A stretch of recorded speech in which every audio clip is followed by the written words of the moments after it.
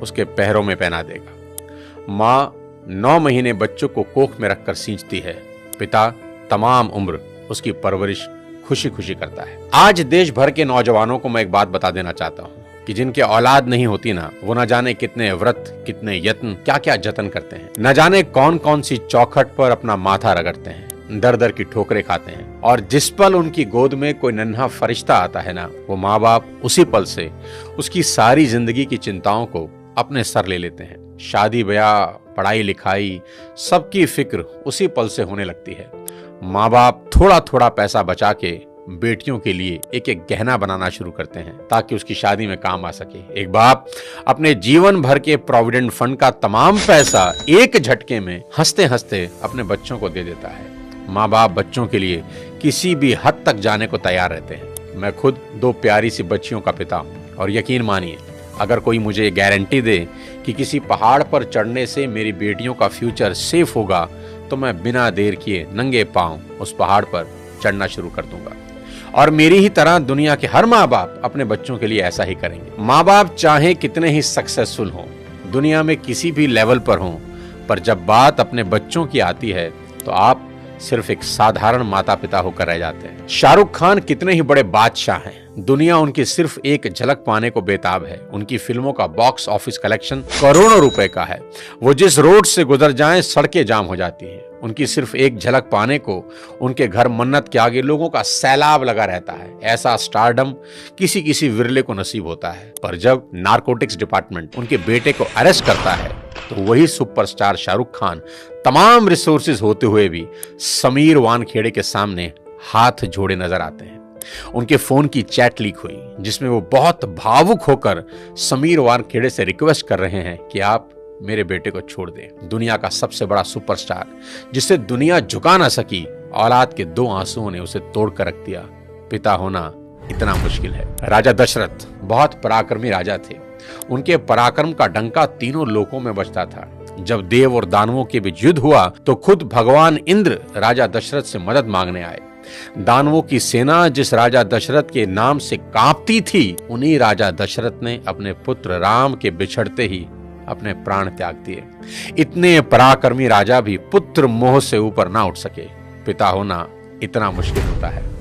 महाराजा दशरथ हो या शाहरुख खान और ना जाने कितने ही लोग पूरी दुनिया के सामने कुछ और होते हैं, पर बात जब अपनी औलाद की आती है तो सबकी पर्सनैलिटी के अलग एंगल देखने को मिलते हैं। माँ बाप होना इतना मुश्किल है। सिर्फ पिता ही नहीं, माँ का कर्ज तो मरकर भी नहीं उतारा जा सकता।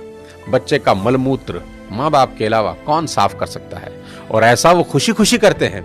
इसलिए शायद भगवान ने माँ बाप की पूजा खुद से भी पहले बताई है। बच्चा बीमार होता है तो नींद माँ को नहीं आती। माँ बड़ी अद्भुत है। वो बच्चे के रोने के अंदाज से समझ आती है कि भूखा है या पेट में दर्द हो रहा है, क्योंकि बोल के तो बच्चा समझा नहीं सकता। प्रसव पीड़ा इस दुनिया के सबसे बड़े दर्द में है, जिसे हर माँ खुशी खुशी सहन करती है ताकि एक नवीन जीवन धरा पर आ सके। कहते हैं कि 20 हड्डियों के एक साथ टूटने के बराबर जितना दर्द होता है ना, उतना ही दर्द एक माँ को होता है एक बच्चे को जन्म देते हुए। याद रखना, इस दुनिया में सिर्फ एक रिश्ता बिना स्वार्थ के होता है, और वो होता है माँ बाप का अपने बच्चों के साथ। उनको बच्चों में सिर्फ इतना ही इंटरेस्ट होता है कि उनके बच्चे कामयाब बने, नेक बने। इसके अलावा उनका कोई सेल्फ इंटरेस्ट कभी नहीं होता। मेरे को यही लगता है कि माँ बाप आपके पैशन के अगेंस्ट नहीं है, ठीक है? वो बस आपको गरीब नहीं देखना चाहते। आज के इस वीडियो में बात करना चाहता हूं आज की जनरेशन से और उनके अपने माँ बाप से रिश्तों के बारे में। सबसे पहले मैं ये एक्सेप्ट करना चाहता हूं कि आज की जनरेशन हर लिहाज से पिछली सभी जनरेशन से बेस्ट है, क्योंकि जितना एक्सपोजर इनको मिला है उतना कभी किसी जनरेशन को नसीब ही नहीं हुआ। मैंने मोबाइल फोन का इस्तेमाल करना शुरू किया जब मैं 21 साल का था। मेरी छोटी बेटी ने फोन और लैपटॉप का इस्तेमाल शुरू किया जब वो 6 साल की थी। जितना टैलेंट आजकल के बच्चों और युवाओं में देखने को मिलता है, इतना टैलेंट पहले कभी नहीं था। और मैं ये सिर्फ आपका दिल रखने के लिए नहीं कह रहा, मैं दिल से इस बात को फील करता हूँ। आज के इस दौर में 98 to 100% मार्क्स कई स्टूडेंट आराम से ले आते हैं, और अगर कोई 98% और 100% मार्क्स ला रहा है तो किसी को कोई हैरानी नहीं होती। और हमारे दौर में सब सब्जेक्ट के मिलाकर भी कई बच्चों के 100 पूरे नहीं हो रहे थे। तो ये बात तो बिल्कुल तय है कि आज की पीढ़ी में टैलेंट की कोई कमी नहीं है। लेकिन कहानी में ट्विस्ट कब आता है जानते हैं? जब बच्चे 14 से 20 साल की उम्र में होते हैं। अब इनके हार्मोन्स जम करने लगते हैं और इसका सबसे गंभीर असर ये होता है कि ये हार्मोन्स बच्चों को पेरेंट्स से दूर कर देते हैं, क्योंकि इस उम्र में बच्चों को चाहिए आजादी और माँ बाप वो आजादी देते नहीं, क्योंकि वो जानते हैं इस तरह की आजादी के लिए ये उम्र सही नहीं है। तो पेरेंट्स रोकते हैं, समझाते हैं, उनको पता है ये उम्र फिसलने वाली है, यही वो उम्र है जिसमें फ्यूचर बन भी सकता है और बर्बाद भी हो सकता है। अब यहां बच्चों को लगता है कि यही दो लोग मेरे दुश्मन हैं। यहां बच्चे अब माँ बाप से झूठ बोलना शुरू कर देते हैं, चीजें छुपाना शुरू कर देते हैं। बच्चों को अब दोस्तों के साथ रहने में ज्यादा मजा आने लगता है, अपने ही माँ बाप अब दुश्मन दिखाई पड़ने लगते हैं। अगर किसी बात पर माँ बाप डांट दें तो आजकल के बच्चों का एक फेवरेट डायलॉग है, आवर पेरेंट्स आर आउटडेटेड, पापा आप सठिया गए हो। और अगर बच्चे ऐसा कर रहे हैं तो मुझे इसमें कोई हैरानी की बात नजर नहीं आती, ये नेचुरल है, सभी करते हैं। 25-30 साल पहले हम भी यही करते थे और आज के कोई 25-30 साल के बाद इनके बच्चे भी ठीक इसी इंटेंसिटी से ऐसा ही करेंगे। ये साइकिल चलता रहेगा। अरे आपको दिक्कत क्या है हमसे? कम से कम हम कोशिश तो कर रहे हैं ना। बाकी मोहल्ले के लौंडों के जैसे सड़क पे आवारागर्दी तो नहीं कर रहा है, लंठाई तो नहीं कर रहा है। पढ़ाई पे ध्यान दिए होते तो अरे नहीं गया ध्यान पढ़ाई पे। एक और कहानी जो इस उम्र में होती है वो ये कि बच्चे अपने पेरेंट से अब नफरत करते हैं और दूसरे पेरेंट की बात खुशी खुशी सुन लेते हैं। यहाँ अपना ही एग्जाम्पल देता हूँ। आज बहुत लोग मेरी बात सुनते हैं और मानते हैं, दूर दूर से कंसल्टेशन लेने आते हैं, पर मेरी अपनी बेटी को समझाने में मेरे पसीने निकल जाते हैं। कपिल शर्मा के शो में आमिर खान का भी यही प्रॉब्लम है, जो उन्होंने बताया कि सभी स्टार्स के बच्चे अपने करियर की सलाह मुझसे लेने आते हैं, पर मेरे अपने बच्चे मेरी बात नहीं सुनते। बच्चे बात सुने या ना सुने ये मेरी प्रॉब्लम नहीं है, मेरी चिंता कुछ और है, वो बताता हूं आपको। अभी कुछ दिन पहले मैं एज अ चीफ गेस्ट अपनी बेटी के स्कूल में गया, जहां उनकी प्रिंसिपल ने मुझे इनवाइट किया। उनका कोई एनुअल डे प्रोग्राम था। मैंने वहां भी यही कहा कि मेरी चिंता बच्चों की परसेंटेज को लेकर कुछ ज्यादा नहीं है, क्योंकि पिछले 20 साल में कोई 200 से ज्यादा कॉर्पोरेट्स को मैं ट्रेन कर चुका हूं और मैं जानता हूं कि स्कूल और कॉलेज में पढ़ाई जाने वाली 90% बातें जिंदगी में कहीं काम नहीं आती, और 90% बातें जो जिंदगी में काम आती हैं वो स्कूल और कॉलेज में पढ़ाई ही नहीं जाती। मुझे तो याद ही नहीं कि कब sine theta upon cos theta is equal to tan theta मैंने अपनी जिंदगी में कहीं इंप्लीमेंट किया।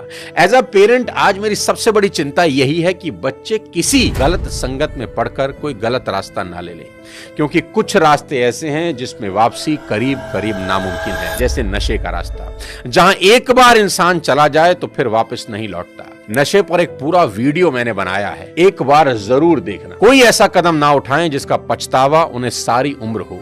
एक शेर है कि एक गलत कदम उठा था राहे शौक में, एक गलत कदम उठा था राहे शौक में और मंजिल तमाम उम्र मुझे ढूंढती रही। कि आदमी एक गलती करता है और फिर रास्ता कभी मिलता नहीं। और मेरी तो सभी स्कूल टीचर से बस इतनी ही उम्मीद है और गुजारिश है कि वो बच्चों को एक अच्छा इंसान बना दें, क्योंकि टीचर आज जो पढ़ाने वाले हैं उससे ज्यादा ज्ञान तो गूगल पर एक क्लिक में अवेलेबल है। आज टीचर की रिस्पॉन्सिबिलिटी पहले से कहीं ज्यादा है। वो अपने स्टूडेंट्स को मॉरल वैल्यू सिखा दें, बस देश के लिए कुछ करने का जज्बा उनमें भर दें तो सोने पर सुहागा हो जाए। और अगर माँ बाप के प्रति ग्रेटिट्यूड की भावना उनके अंदर आ जाए तो वो कुछ ना कुछ जिंदगी में कर ही लेंगे। टीचर इंश्योर करें कि बच्चे कुछ भी छुपाएं नहीं और अपनी सभी छोटी बड़ी बातें अपने टीचर से या पेरेंट से डिस्कस जरूर करें। उन्हें समझाएं कि अगर कोई भी प्रॉब्लम है तो उसका हल जरूर है। आज की बेहद होनहार जनरेशन से इतनी ही रिक्वेस्ट करना चाहता हूं कि पिता की इज्जत राम की तरह करना, कि पिता के वचन पूरे करने को जीवन के 14 बरस कठोर वनवास में गुजार दिए उस व्यक्ति ने, और वो भी खुशी खुशी। आपके माँ बाप को आपसे कुछ नहीं चाहिए, वो तो अपने जाने के बाद अपनी सारी प्रॉपर्टी संपत्ति आपको ही देकर जाने वाले हैं। देश के हर युवा से कहना चाहता हूं कि आज से 3 चीजें रोज करना शुरू कर दें, अगर अब भी नहीं कर रहे। सबसे पहले रोज कम से कम 30 मिनट अपने पेरेंट्स के साथ जरूर गुजारें। इधर उधर की कैसी भी बातें करें, खुद हंसें, उन्हें हंसाएं, कोई जोक सुनाएं, उनसे उनकी कोई पुरानी यादें ताजा करवाएं, उनके स्कूल कॉलेज की बातें करें, कुछ किस्से पूछें उनसे, कैसी भी बात करें पर बात करें। देखना वो अपने स्कूल कॉलेज के किस्से बताएंगे ना, जब उनकी आंखों में चमक आनी शुरू हो जाएगी। क्योंकि दोस्त, जैसे जैसे आप बड़े हो रहे हैं ना, आपके माँ बाप बूढ़े हो रहे हैं और ये समय फिर नहीं आएगा। उनके जाने के बाद बड़ा अफसोस होता है कि काश ये कर लेता, वो कर लेता। उनका कर्ज सारी जिंदगी नहीं उतार सकते, पर अपना समय उनको देकर उस कर्ज का इंटरेस्ट जरूर भर सकते हैं। मुनव्वर राणा का एक शेर है कि लौट कर जैसे भी हो ऐ जाने पिदर आ जाना, लौट कर जैसे भी हो ऐ जाने पिदर आ जाना, ऐसी वैसी जो खबर सुनना तो घर आ जाना, और वक्त रुखसत हमें इज्जत से सलामी देने, जब डुबोने लगे दरिया तो नजर आ जाना। आस पास ही रहना अपने माँ बाप। दूसरी बात, भूल कर भी उनसे ऊंची आवाज में कभी बात ना करें। उनको कभी यह एहसास ना हो जाए कि अब हम बूढ़े हो रहे हैं, कमजोर हो गए, इसलिए हमसे ऐसे बात की जा रही है। याद रखना, आपकी वजह से उनकी आंख से निकला एक आंसू आपकी तमाम जिंदगी बर्बाद कर सकता है। माँ बाप तो फिर भी माफ कर देंगे, पर वो माफ नहीं करेंगे। तीसरी सबसे इंपॉर्टेंट चीज, बिना माँ बाप के पैर छुए घर से मत निकलना। अपने दिन की शुरुआत उनका आशीर्वाद लेकर ही करना। मैं आपको ये अपने पर्सनल एक्सपीरियंस से बता रहा हूं कि एक ऐसा सुरक्षा कवच है जो आपको बड़ी से बड़ी मुसीबत से बचा देगा। दिल से दिए उनके आशीर्वाद को भगवान भी नहीं टाल सकते। बस ये 3 चीजों पर अमल करना शुरू कर देना मेरा दोस्त। मेरा दावा है देवता भी आपको आगे बढ़ने से नहीं रोक पाएंगे। मैं चाहता हूं कि आप इस वीडियो को पूरे देश के नौजवानों को भेज दें, हर माँ बाप को भेज दें। हर माँ बाप अपने बच्चों के साथ बैठकर ये वीडियो जरूर देखें। बच्चे अपने माँ बाप के साथ बैठकर इस वीडियो को देखें। बहुत सी चीजें हम रोज शेयर करते हैं व्हाट्सएप पे, यूट्यूब पे, यहां वहां से, पर आपसे रिक्वेस्ट है कि इस वीडियो को पूरे देश में शेयर कर दें और मिलकर भारत को एक बेहतर भारत बनाएं। अगले किसी और वीडियो के साथ फिर आपसे मुलाकात करूंगा। तब